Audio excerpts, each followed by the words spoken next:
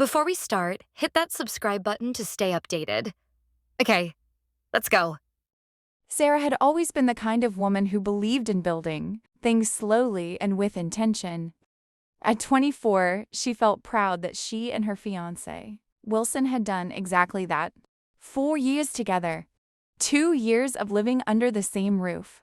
One engagement ring she still caught herself staring at sometimes, wondering how lucky she'd gotten. And now, with the wedding date just 3 months away, every day felt like another step closer to the life she had pictured for so long. Wilson, 26, was hardworking, gentle, and steady. Or at least, that was the picture she held in her heart. And with him came Jason, his best friend since the age of 10. They were practically glued together growing up. Sarah always thought of their friendship as something sweet, a brotherhood she respected, even admired. Jason was their best man, their third wheel, their comic relief whenever wedding stress started to feel too heavy. Nothing about the two men had ever made her worry. Their bond was normal, purely brotherly, just boys being boys. She never questioned that. But then the first crack appeared. Sarah was sitting at home one night, flipping through color palettes for the bridesmaids' dresses, when her phone buzzed. It was Natalie, her best friend. "Hey, how are you? I don't want to freak you out, but is Wilson supposed to be at work right now?" Sarah frowned. "Yeah, he said he's doing overtime." "Why?" Another message came in, a photo bleary but clear enough. Wilson walking into a hotel alone. Then a second message. "Net. I followed him. He just opened a hotel room." Sarah's chest tightened. She didn't speak. She didn't breathe. She just stared at the screen until everything around her blurred. With shaky hands, she called Wilson. He picked up after a few rings. "Hey, babe. Still at the office. Sorry if I sound tired. It's been a long day." She closed her eyes, steadying her voice. "Are you still at work?" "Yeah," he said casually. No hesitation. She hung up a minute later, pretending everything was fine. But something inside her cracked. She could go to the hotel. She could confront him. But then what? The wedding. Her dreams. Everything she had built. She told herself there might be a reason. Something innocent. Something logical. She tried to believe that. A few days passed. Things went back to normal on the surface, but a seed of doubt had taken root. Then came the second crack. Wilson told her that his male friends invited him on a short out-of-town trip. Just a quick getaway before the wedding stress got worse. He'd be with Jason and the boys. She nodded and smiled, even though her stomach twisted a little. The next evening, Natalie dragged her to a club for a break from the endless planning. Sarah didn't feel like partying, but she needed the distraction. They were laughing at the bar when she saw a familiar group walk in. Wilson's friends. Her blood ran cold. No Wilson, no Jason. She approached them slowly. As soon as they noticed her, half of them tried to walk off, pretending to head to the restroom, waving awkwardly. The ones who stayed looked like they'd swallowed nails. "Hey," Sarah said gently. "I thought you all were supposed to be out of town." One of the marks scratched the back of his neck.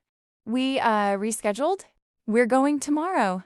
But Wilson and Jason went ahead earlier. Her eyes narrowed slightly. Jason wasn't there either. If Mark was telling the truth, fine. If he wasn't, then she was walking deeper into something she never expected to face. She forced a smile and left it at that.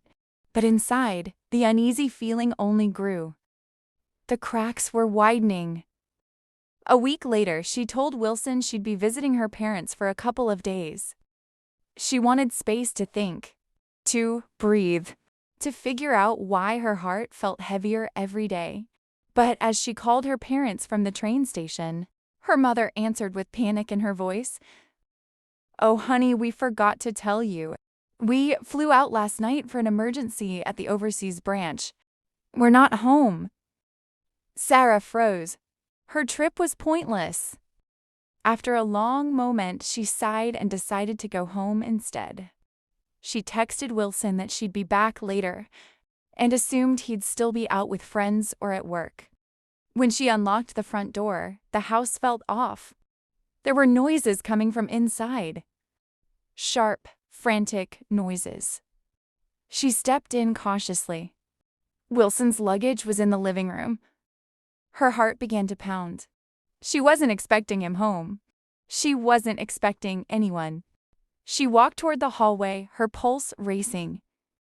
Then she heard it. Crying, breathless sounds. A voice she couldn't fully make out. Then another voice. Low, strained. Her knees trembled. She touched the bedroom doorknob, but her hand shook so hard she had to grip it twice. She pushed the door open. Her world stopped. Jason was on the bed, lying beneath Wilson. They were tangled together, bodies close. Faces flushed in shock as they whipped their heads toward her. Wilson's hands were still on Jason's waist. Jason's face was red, eyes wide and frozen. For a moment, no one moved. It felt like the whole room collapsed into silence. Wilson scrambled back, panic flooding his face. Sarah, wait. This isn't.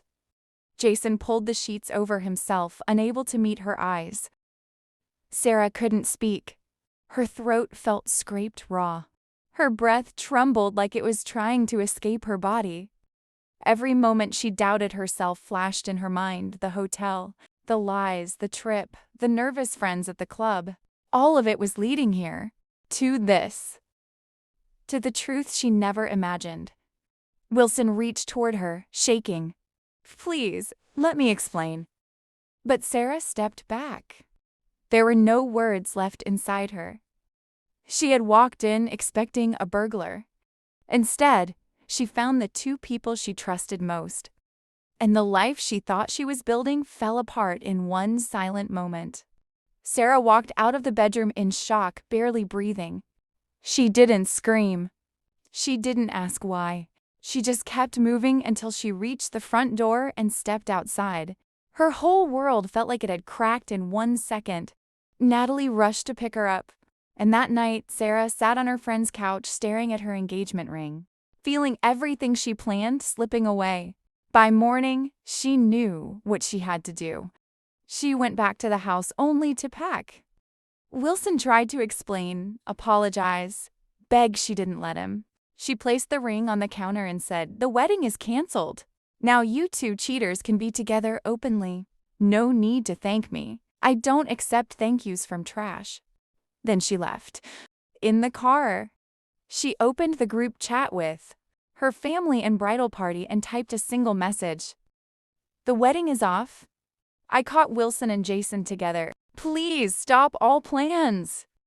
Her phone blew up with calls and messages, but she didn't answer.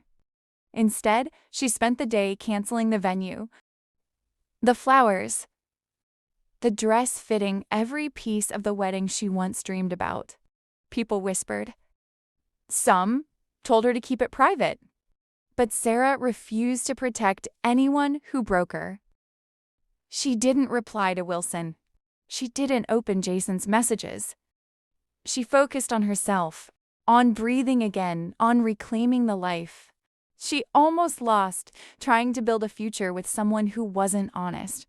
And even though it hurt, she walked forward with her head high. The wedding was gone, but she wasn't.